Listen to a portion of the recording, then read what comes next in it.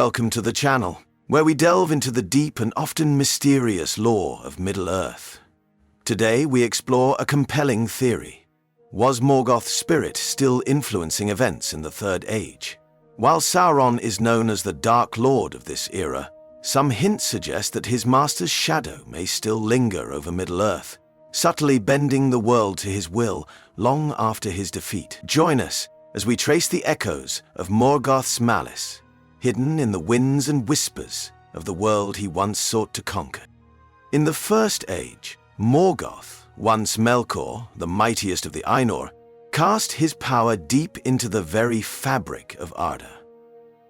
Unlike Sauron, who sought control through direct rule and conquest, Morgoth's corruption ran deeper. He invested his power into the world itself, a dark and enduring legacy that would linger long after his physical defeat. As Tolkien described in Morgoth's Ring, Morgoth poured his essence into the material world, tainting it with his malice, making Arda itself a reflection of his corrupted spirit. This act, a fundamental alteration to the world, ensured that his influence would persist, a shadow that even the Valar could not entirely cleanse. This corruption was not merely a metaphysical scar. It had tangible, far-reaching effects that extended into the Third Age and perhaps beyond. Sauron, his former lieutenant, rose to power in this world already marred by Morgoth's touch. This advantage allowed Sauron to manipulate fear and darkness with a potency unmatched by other evils. The enduring presence of Morgoth's corruption can be glimpsed in the shadowed hearts of men, the malice of orcs, and the restless spirits of the world. Even the mighty Númenóreans, who once stood as a pinnacle of human achievement, fell to this lingering darkness, their hearts twisted by pride and desire, leading to their downfall in the Second Age. Yet, this theory extends further than mere ambient malice. Some have argued that specific events in the Third Age bear the unmistakable mark of Morgoth's lingering spirit.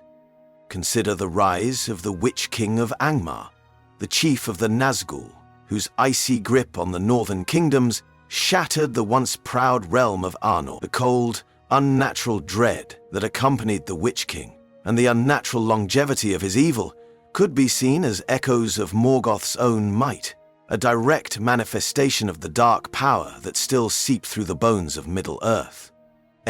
Moreover, the great storms that battered the coasts, the unnatural chills that crept into the hearts of men, and the deep-seated despair that gripped many in the Third Age might all be remnants of Morgoth's shadow. Even Saruman, in his pride and growing corruption, echoes the same fall into darkness that Morgoth once suffered, a Maya brought low by his own desire for power and domination. These echoes are not mere accidents, but the lasting impact of the first Dark Lord's spiritual footprint on the world itself. To fully grasp the extent of Morgoth's lingering influence, we must first understand the nature of his corruption. Unlike Sauron, who relied on the One Ring to project his power, Morgoth's malice was far more deeply embedded. In his later writings, Tolkien noted that Morgoth's evil was not confined to a single vessel, but instead suffused throughout the very substance of the world, like a vast, dark sea into which he poured his power until he became, in a sense, one with it. This meant that even when Morgoth was cast into the void at the end of the First Age, his essence remained, diffused throughout the physical realm. It is this lingering presence that some believe continued to influence Middle-earth in subtle but significant ways during the Third Age. One clear example of this influence can be seen in the Dead Marshes, a place forever tainted by the ghosts of fallen warriors. This bleak landscape, with its will-o'-wisps and ghostly lights, lies near the site of the Battle of Dagorlad, fought at the close of the Second Age. Though this battle was against Sauron, the sense of dread that clings to the marshes feels older, more ancient, as if the very ground itself rejects the peace of death. In The Lord of the Rings, Gollum warns Frodo and Sam of the lights, saying, "They are all rotting, elves and men and orcs. They are dead, dead faces in the water."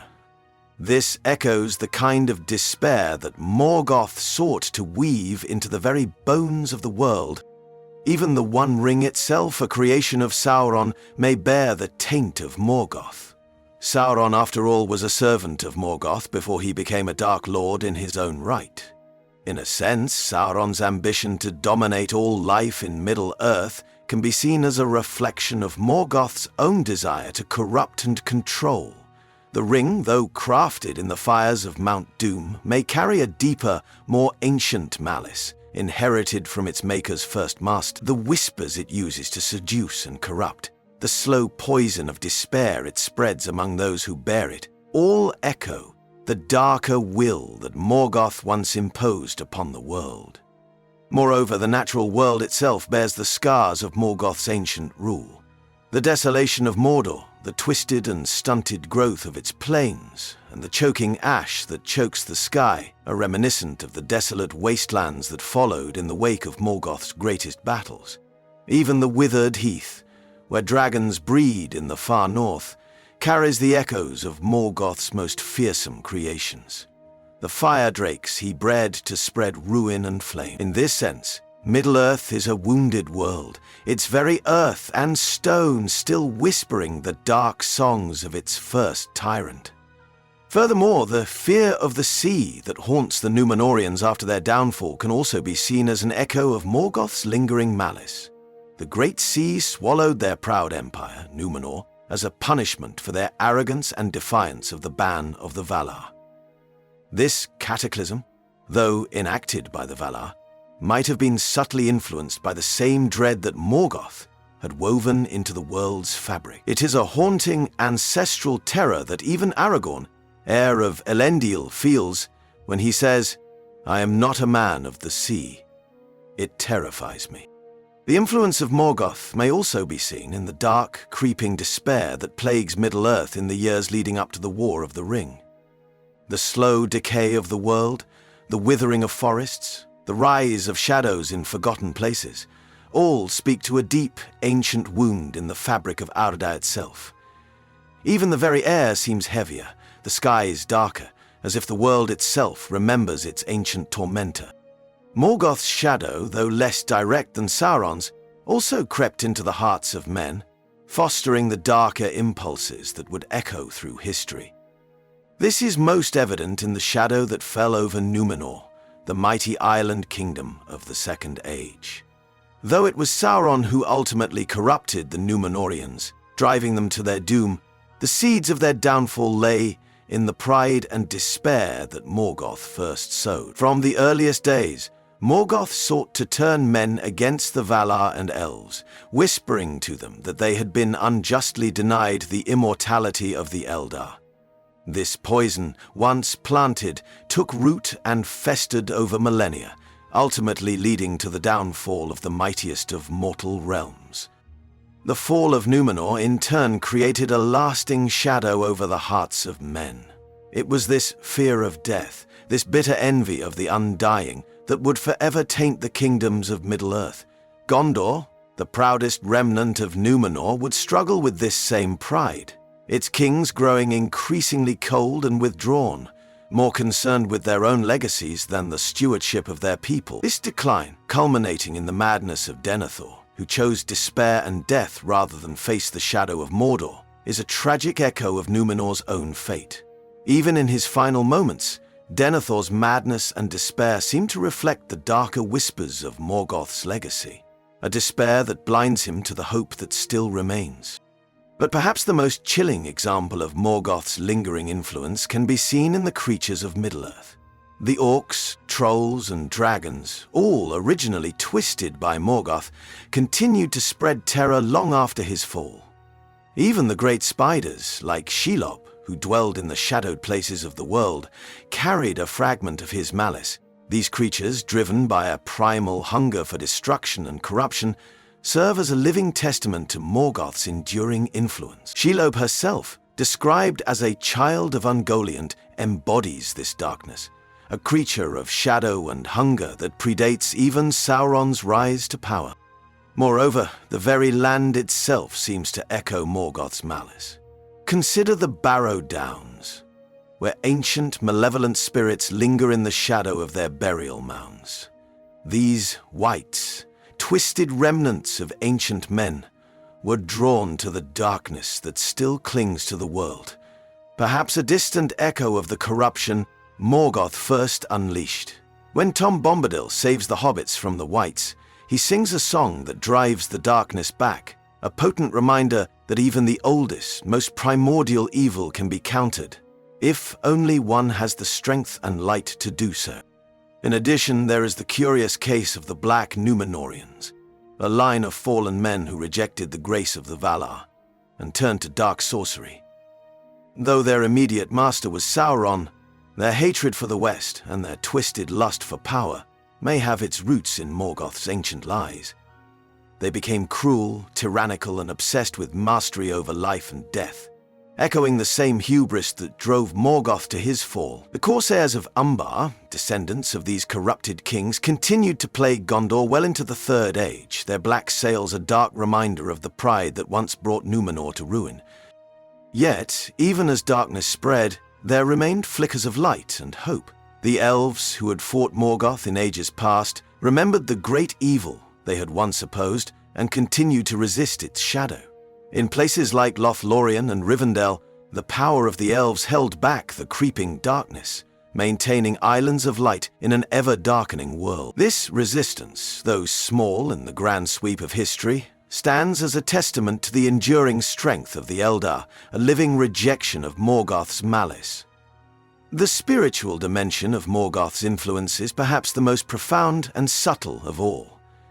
Unlike Sauron, who sought to dominate through direct control and fear, Morgoth's corruption operated on a more fundamental level, seeking to twist the very nature of Arda itself. As Tolkien explained in Morgoth's Ring, Morgoth's power lay not just in his physical strength or cunning, but in his ability to pour his will into the very fabric of the world, making all of Arda a reflection of his dark desires.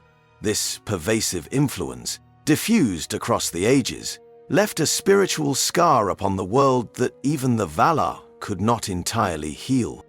One of the clearest manifestations of this lingering spiritual taint is in the way that darkness itself became an almost sentient force in Middle-earth. Consider the eerie, unnatural darkness that envelops Mordor and spreads across Gondor during the War of the Ring. This is not merely the smoke of industry or the shadow of physical destruction, but a deeper, more ancient darkness that seeks to choke out hope itself. It is a darkness that weighs on the spirit, whispering despair into the hearts of even the bravest of men and elves. As Tolkien wrote, "The shadow of Morgoth lies upon Arda, a shadow that distorts and corrupts all it touches, even in the absence of its master." This influence is perhaps most clearly seen in the Nazgûl, Sauron's most fearsome servants. These fallen kings of men, corrupted by the power of the rings, exist in a twilight world, neither living nor dead, forever enslaved to the will of their master. Yet, even their spectral nature may be a reflection of Morgoth's greater corruption. Their fear-inducing presence, the chill that spreads in their wake, and the terror they inspire are echoes of the same dread that Morgoth once wielded. In a sense, they are manifestations of the deathless malice that Morgoth first brought into the world, his spiritual heirs, bound forever to a darkness older and deeper than Sauron's own power. Moreover, the despair that grips so many in the Third Age, from the fading of the elves to the declining strength of men, can also be traced back to Morgoth's influence.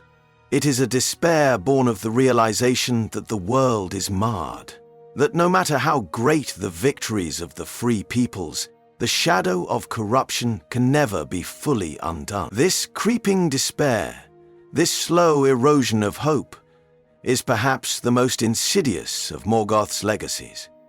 A reminder that his malice, though distant, still echoes in the hearts of those who struggle against the darkness. Even the land itself seems to remember its ancient tormentor. Consider the forests of Mirkwood, once known as Greenwood the Great. As the shadow of Dol Guldur spreads, The trees themselves grow twisted and malicious, their very roots seeming to whisper of ancient fears and forgotten terrors.